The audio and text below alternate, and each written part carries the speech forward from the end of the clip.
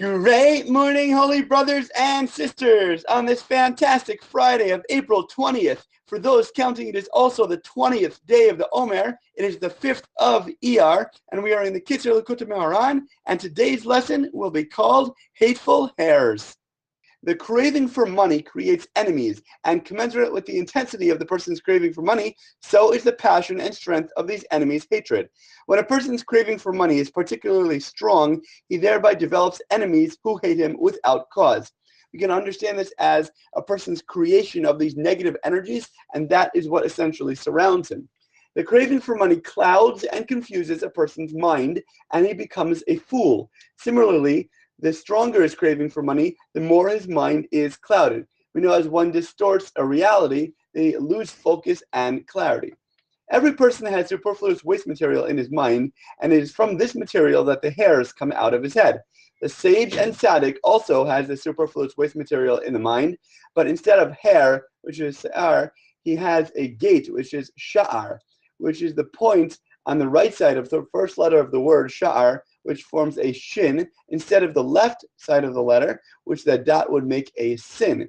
That's the Hebrew letter. This is because the superfluous waste material in his mind constitutes gates, whereby the tzaddik opens up the gates of wisdom and knowledge for the service of God. For since the world cannot stand the intensity of the tzaddik's mind in order to receive its light, therefore, the tzaddik needs to dress up and to lower himself into the trivial, lowly matters in order that the world should be able to receive from him, so as to open the gates of wisdom and knowledge for them and to bring them closer to God. The mind of the tzaddik corresponds to the tefillin.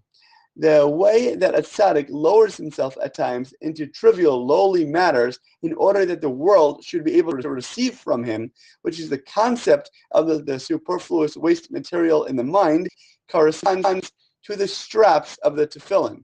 The straps which come down from the base, which we wear on our head, between the eyes, above our forehead, those straps that come down from the higher realm into the world. It's like a vav that connects something higher and lower. The word vav means and also, which connects two things, something up high, down into the lowly physical world, which is also like a beard, which has the 13 points, the attributes of compassion, of rachamim, of God, from the higher worlds. We're able to bring it down into this earthly realm as well, which is why we have a wonderful beard on our face to help draw that down into the world.